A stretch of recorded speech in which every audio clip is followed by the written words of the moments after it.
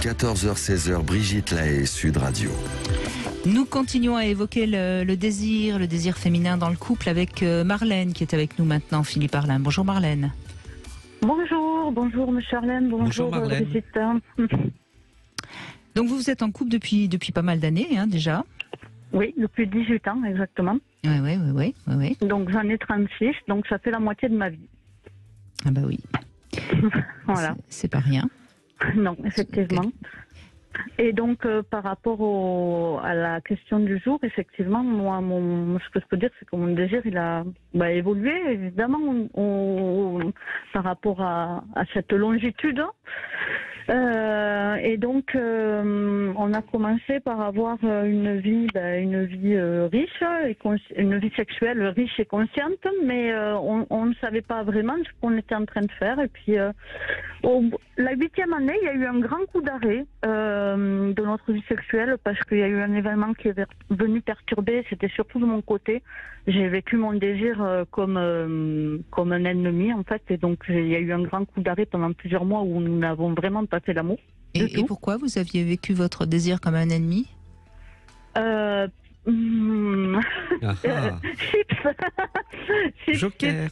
Joker, voilà, c'était vraiment compliqué, en tout cas pour moi, mais ça a repris. Et finalement, ce qui nous a permis de repasser le pas, et il y a eu vraiment un avant et un après ça, c'est notre rencontre avec le tantra. Et finalement, on s'est rendu compte que ce qu'on vivait dans le tantra, avec la pratique du tantra, on le vivait déjà depuis longtemps. À savoir qu'il y a autant alors au niveau mental, on est très dissemblables. On dit toujours qu'ils se ressemblent, s'assemblent, mais en fait, nous, on ne correspond pas du tout à cet archétype-là. Par contre, au niveau physique, il y avait une réelle empathie kinesthésique entre nous, vraiment. Et donc, ça a continué, ça s'est enrichi avec la pratique du tantra. Et puis, évidemment, les enfants, la 11e année sont arrivés. Et puis, ça a évolué aussi. Le désir, peu à peu, moi, ce que je remarque, c'est que le mien, il est vraiment, il varie en fonction de mes états internes, de mon humeur, de comment je me sens dans mon corps, etc. Alors que le sien est toujours plutôt stable, relativement solide, mais il peut fluctuer en fonction de mon apparence physique. Et c'est la seule chose qui fait que le désir de mon compagnon peut varier. Et donc évidemment après les grossesses et avec les grossesses et après les grossesses, mon apparence physique s'est énormément modifiée et donc nous avons vu vraiment des modifications dans notre vie intime aussi par rapport. Mais ça c'est quelque chose qu'on n'a pas le droit de dire, hein, que le désir de l'homme peut malheureusement baisser, voire même être totalement nié quand le corps d'une femme justement prend beaucoup de kilos ou se détériore. C'est la fameuse chanson de Aznavour, tu te laisses aller. Hein. Ah oui, non mais c'est terrible. C'est terrible à vivre. Ben oui, mais c'est terrible pour l'homme aussi parce qu'il a du mal à le dire à sa femme. Hein. Ah moi, il n'a pas eu de mal à me le dire. Hein. Moi, il m'a dit tu as le corps d'une femme de 50 ans. Donc je me suis entendu dire ça 6 mois après la grossesse de ma deuxième fille. Il y a des manières plus délicates quand même. On est d'accord. Le but étant que vous continuiez à vous sentir désirable, que lui ait un souci à vous désirer, c'est une chose, mais vous rendre indésirable en vous condamnant par ses paroles, c'est peut-être pas ce qui vous a aidé. Et d'abord, une femme de 50 ans peut être tout à fait désirable. Oui, c'est pour ça. J'aurais dû lui répondre ça, Brigitte. C'est peut-être un petit peu inutilement blessant. Je trouve qu'il y a quelque chose d'un peu blessant là-dedans. Oui, c'était pas gentil en tout cas. Voilà. Mais c'est vrai que le désir des hommes, encore une fois, ce fameux désir, s'il se porte sur un objet extérieur, on va être sensible. On va être sensible à l'apparence, on va être sensible au physique, on va être sensible à un parfum, on va être sensible à une odeur. Ça, ça ne parle pas de la pulsion sexuelle, de notre désir élaboré en nous, mais si tout notre désir est tourné vers l'extérieur, vers l'objet, alors oui, on va, et plus les hommes que les femmes, être extrêmement sensibles, mais beaucoup de femmes le sont aussi, et quand un homme se laisse aller, c'est pas toujours facile non plus d'avoir un compagnon ça c'est pas bien de le dire, mais malheureusement, l'apparence physique peut avoir une influence sur l'évolution du désir dans un couple. dans mon système dans ma façon à moi de voir le monde et d'interagir avec le monde, moi, quand j'aime quelqu'un, je le trouve beau. Et d'ailleurs, j'ai vraiment des gens autour de moi, à l'époque, donc c'était il y a fort longtemps, j'étais sortie avec des hommes des garçons, puisque j'étais plus jeune, qui étaient plus ou moins beaux. Et mes amis autour de moi me disaient, moi je les trouvais vraiment très beaux, mais mes amis me disaient, mais comment tu fais?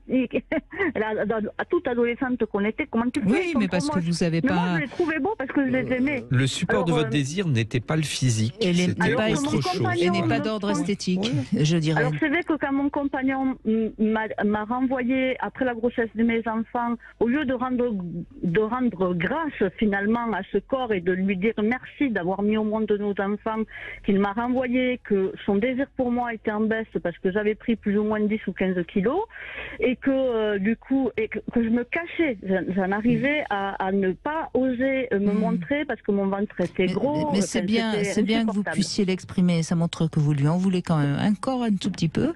Oui, mais vous avez raison, c'était pas gentil. Très maladroit. C'était franchement pas gentil. Non. Mais et comme vous dites, vous lui avez quand même, vous les avez fait quand même aussi pour lui, ses enfants. Donc il a sa part de responsabilité. Mais je dirais quand même, je tiens à souligner quand même. Vous avez parlé du tantra. Je pense que vous avez rencontré les bonnes personnes parce que le tantra, il y a à prendre et je vais dire, il y a à boire et à manger. C'est donc la même chose.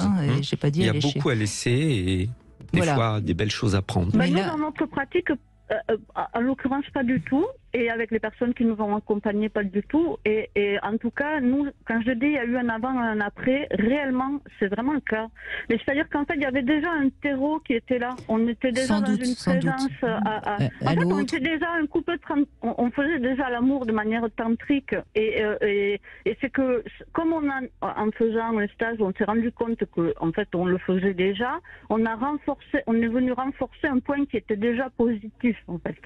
Alors, qu'est-ce que vous appelez faire l'amour de façon tantrique parce que là, ça nécessite une explication pour tous ceux qui nous écoutent. Tout à fait. Alors, on va parler de rien de très concret, mais il s'agit d'une présence à soi qui est bien plus importante que quand on parle au tout venant ou quand on fait l'amour. Comment dire ? Il s'agit d'une présence à soi avec presque une conscience modifiée.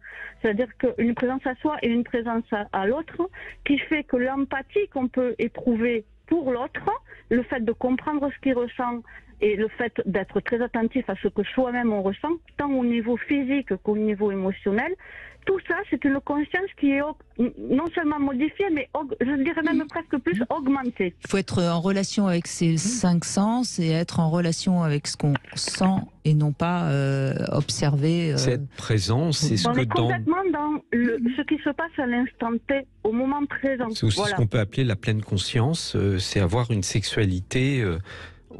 on est là, on n'est pas dans nos fantasmes, dans nos délires, dans nos projections, on est dans le présent, dans ce qu'on ressent ou qu'on ne ressent pas. C'est important aussi. Et dans un perpétuel ajustement au corps de l'autre.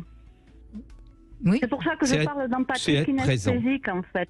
L'empathie kinesthésique, c'est une empathie qui se joue dans le corps. Et qui fait que c'est très juste, le mot que vous utilisez est très juste. Mais ça ne peut marcher que quand il y a une alchimie corporelle entre deux êtres. Et c'est là où vous avez raison quand vous dites de toute façon on était comme ça avant.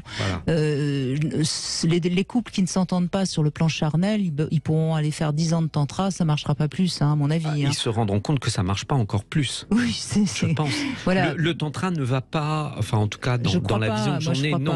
Il va apaiser, harmoniser le rapport à nous-mêmes dans la sexualité, et ça sera déjà extrêmement important et extrêmement bien, mais il ne pourra pas réconcilier. Il y a des corps inconciliables à mon avis, mais...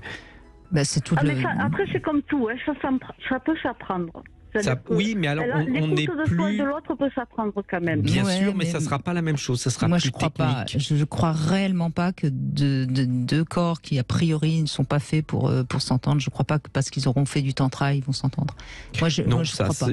Ils se mésentendront mieux. Oui.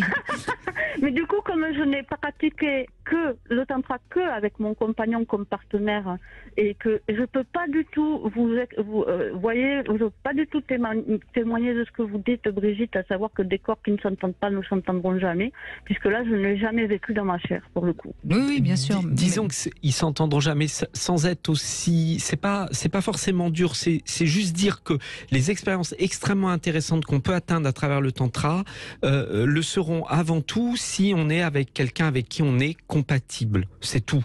Ça ne veut pas dire qu'après ça ne va pas aider ou permettre d'avoir une meilleure sexualité avec quelqu'un avec qui on n'est pas compatible. Et Dieu sait qu'il y a des couples qui se retrouvent par amour, mais qui d'un point de vue sexuel ne sont pas compatibles. Donc si le tantra peut les aider à trouver une sexualité de couple apaisée, plus harmonieuse, plus conforme à l'amour qu'ils ont, moi je trouve ça formidable. Voilà. Mais la dimension extraordinaire qui peut être découverte dans le tantra en termes de présence, de ressenti, de partage, d'empathie, il faut qu'il y ait un minimum de lien intérieur et empathique, comme vous le dites très bien, avec la personne avant. Et kinésique, c'est vraiment le terme que vous avez utilisé, Marlène. J'aurais aimé le trouver parce que c'est exactement ça. Ben écoutez, j'anime des ateliers de danse contact et la danse contact, c'est la danse par excellence de l'empathie kinesthésique, et je me suis rendu compte en pratiquant ça qu'en fait c'était ce qui se passait entre deux êtres quand ils font l'amour. Bien sûr, c'est un ballet. Voilà, c'est un ballet, c'est une chorégraphie, quoi. Ça tient presque de la danse, où on est à l'écoute de soi et à l'écoute de l'autre dans un rythme qui nous est commun. Mais vous êtes d'accord, voilà, Marlène, que même dans la danse, il y a des partenaires avec lesquels ça colle tout de suite, et puis des partenaires avec qui ça va moins bien. Mais je suis à 100% d'accord avec vous.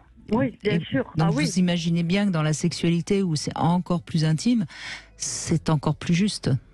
D'où l'intérêt de... Enfin, en tout cas, nous, ça nous a enrichis, à mon compagnon et moi, parce que nous étions déjà... Moi, je suis danseuse initialement, et je dis bien initialement, et lui, il pratiquait les arts martiaux. Alors peut-être que la conscience que nous avions chacun de notre corps a fait que nous avons pu nous rencontrer aussi bien sur le plan physique. Parce que je vous dis, après, au niveau mental, au niveau de nos valeurs, quand nous discutions ensemble, on est fait de désaccords. Et pourtant, ça fait 18 ans, mais on est vraiment... oui, mais si vous arrivez à... Est-ce que ça ne provoque pas de dispute? C'est pas grave. Ce qui est embêtant quand on est en désaccord sur plein de choses, par exemple en politique, c'est si ça amène un pugilat à chaque fois qu'on se met à parler politique. Ouais, comme ça on fait l'amour au lieu de parler de politique. Mais voilà, vous avez bien raison, c'est plus enrichissant. Merci en tout cas de votre témoignage, Marlène. Merci beaucoup, on avance bien, on donne beaucoup d'indices sur ce qu'est le désir, justement, son désir personnel. Une petite pause, et justement, Love Conseil, est-ce qu'il faut refaire l'amour avec son ex ou sa ex? On en parle dans un instant.